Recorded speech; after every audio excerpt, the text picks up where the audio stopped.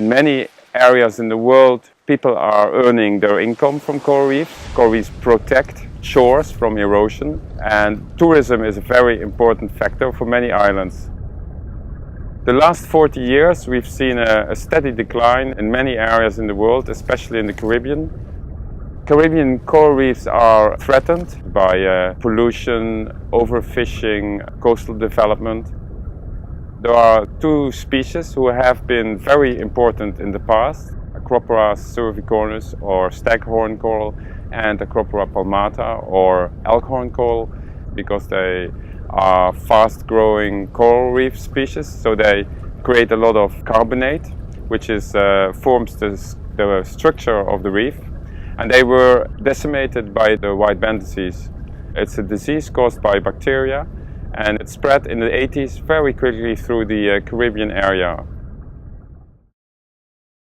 So the last 5 years there's been small initiatives on several islands to restore little pieces of coral reef, but there was not a bigger program.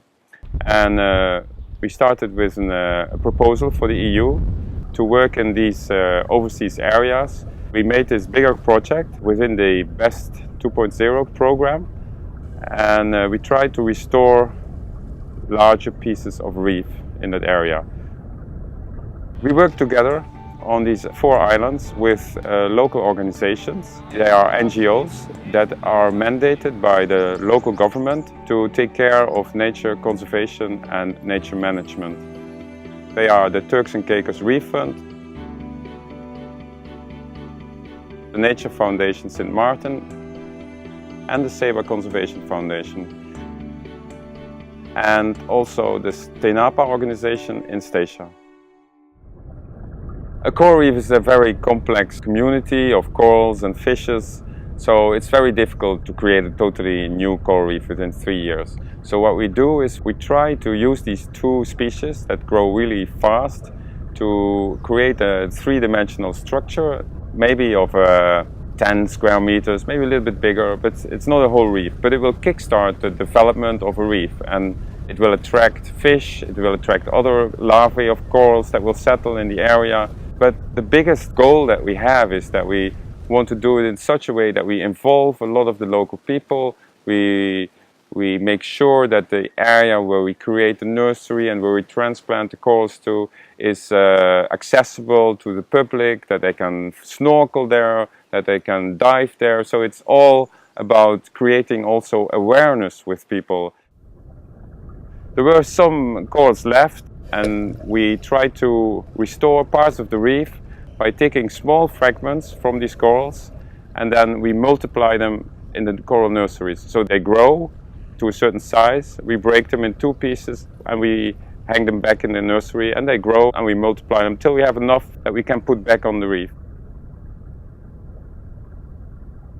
Part of the project is also that we do research. We are doing measurements of the growth of fragments under different circumstances to find out how they grow as quick as possible.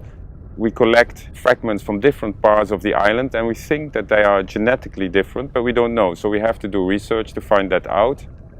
If we know the DNA, we can optimize also the layout of the corals when we put them back on the reef.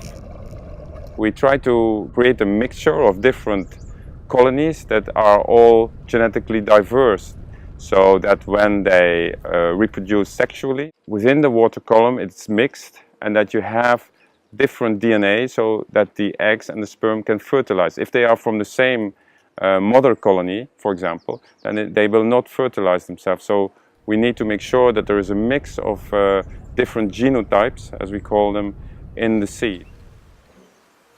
It's great to have cooperation with the other islands. It's also happening on Saba, St. Martin, our partners, and now we're also partnering with Turks and Caicos. So it's really nice that this little tiny island is involved in a regional project. I like it when my rangers get to take part in these research projects so that they're not only doing the regular maintenance and patrols and things like that. It's a 3-year project, so I'm hoping that after this, because we've already gotten some exciting results with growth rates and things like that, so I'm hoping that after this we can find funding or just go ahead and expand it.